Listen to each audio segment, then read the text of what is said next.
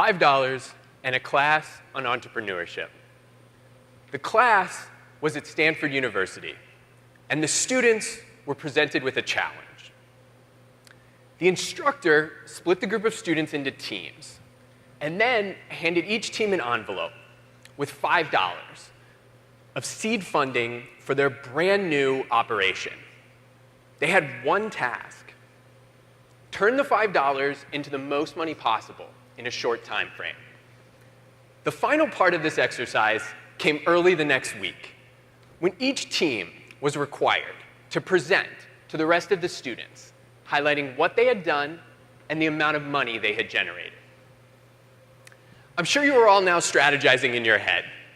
What would you do if given the same choice? And I'm guessing you're wondering, well, what did the winning team do? Would it surprise you to find out that the winning team didn't even use the $5? So what did they do?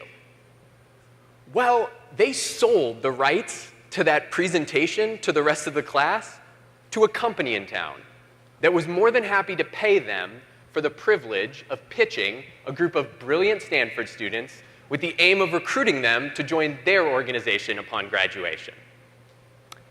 The winning team spent the short amount of time they had maximizing the real opportunity they had, the presentation, which required challenging the constraints of the exercise. In this case, that $5 in the envelope. Constraints prevent innovative ideas from ever developing. Step number one, if you want to excel at decision making, always start by challenging the constraints. I find the decision-making process fascinating. I run the strategy team at Ability. We're a leadership development company based in Austin, Texas, that places people in team-based competitive business simulations to mimic the decisions they make in the real world to better prepare them for the challenges ahead. In the past 3 years alone, over 20,000 professionals in over 30 countries have participated in one of our simulations. We get to work with some of the most innovative companies on the planet, and we get to witness firsthand what truly exceptional decision-making looks like. The 3 steps I present today are distilled from those observations, and they focus on what to do before you decide. It doesn't matter if you're a professional on the precipice of a critical choice, or a parent in the midst of a conundrum considering the path to take with your child, or a student deciding what school to attend or what major to pursue. We all make thousands of decisions each day, and we are all striving for an edge. I started with that Stanford story because it highlights something that I see time and time again in our simulation. Too many teams jump right into solving a problem, and they accept all the constraints we present them with.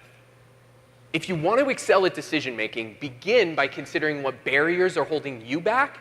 Start there and see what is possible.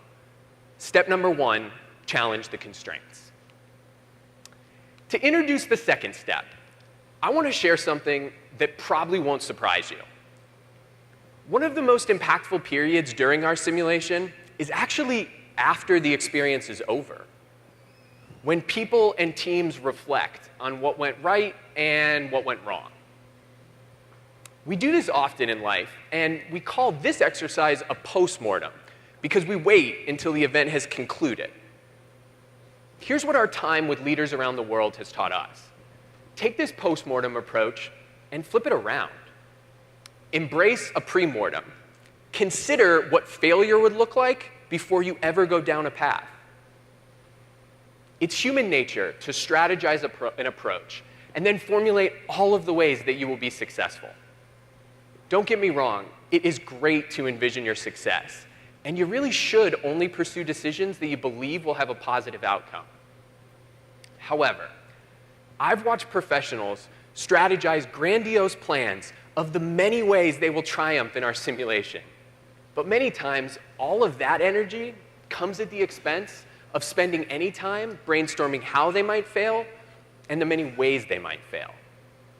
So now let me tell you a story about snakes, the British government, and a striking example of where a premortem could have averted a decision-making disaster.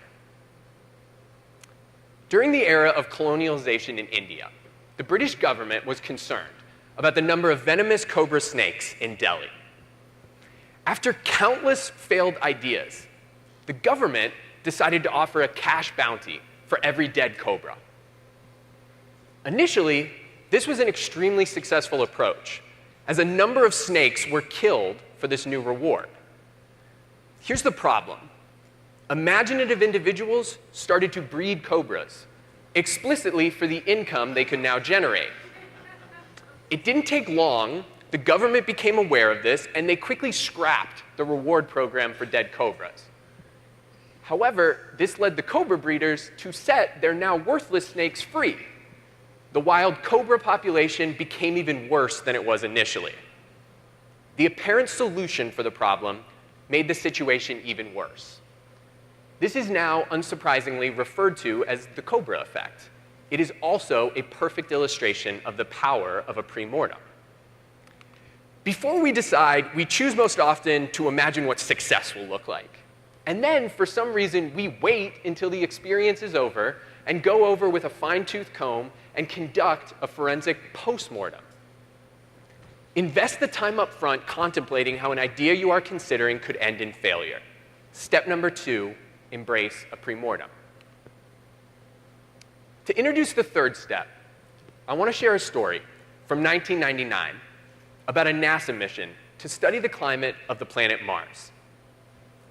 After almost 10 months of travel and a build cost of over $125 million, the Mars Climate Orbiter spacecraft burned and broke into pieces due to a navigational mistake. The fascinating thing about this failure was that it was entirely preventable. There were multiple teams working on the project. One of the teams used the metric system in their calculation. Another team provided crucial data using inches, feet, and pounds. Some of the smartest people on the planet, legitimate rocket scientists, forgot to check that both teams were using the same unit of measurement, and the consequences were catastrophic. Thus far, I've stood on this stage, and I've told you that your first step should be to challenge the constraints to allow you to think big. Then I told you that most of us are predisposed to contemplate success, and instead, you need to balance that and contemplate failure. Those first 2 steps allow you the capacity to think outside that proverbial box we hear so much about. But the third step is vital, and it's often overlooked. Never forget to check the basics. I have watched senior leaders of Fortune 500 companies concoct truly impressive strategic plans in our simulation with multiple levels of complexity in an effort to win the game. But many times, they let small details prove to be their downfall. During one of our simulations, completely unbeknownst to the participants at the onset of the game, over the course of the experience, we're going to challenge them with unforeseen external events.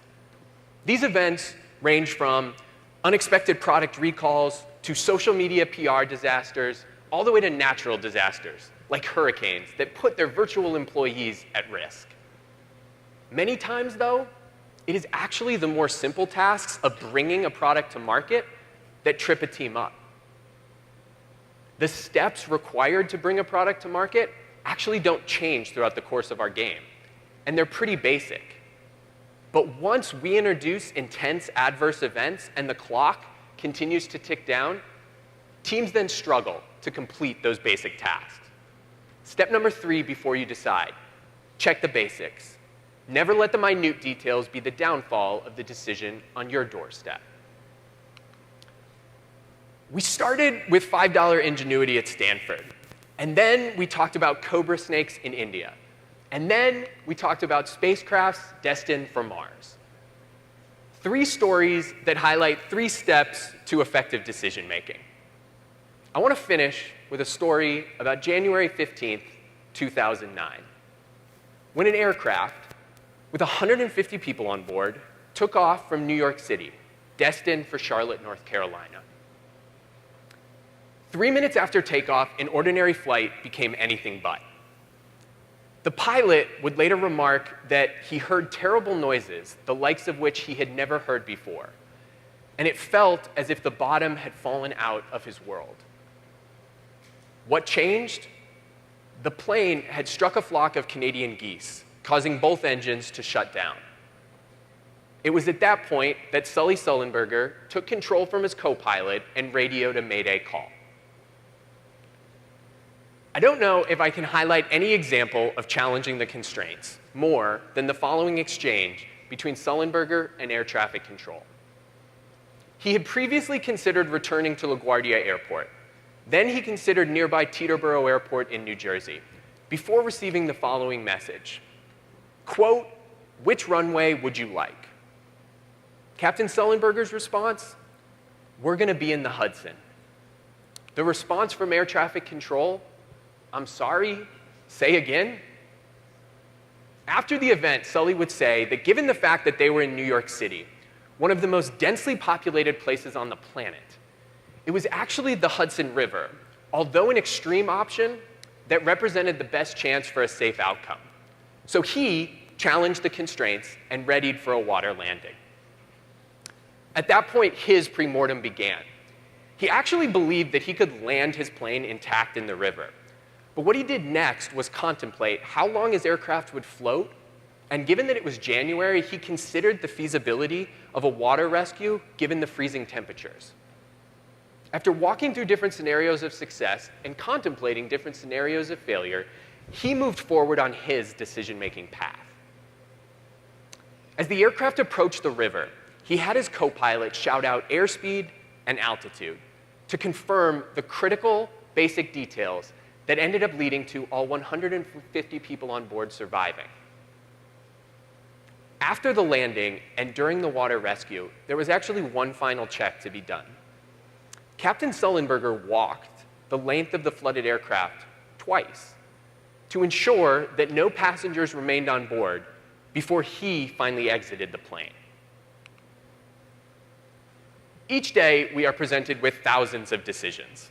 It is my greatest hope that you never face anything as perilous as what Sully faced that cold January day. But no matter the gravity of the decision you face, before you decide, first challenge the constraints to allow you to think big and think different. Next, embrace a premortem to mitigate for potential mistakes and better formulate the correct course of action. And conclude by checking the basics to ensure that small details don't prevent you from accomplishing amazing things. Thank you all so much for your time.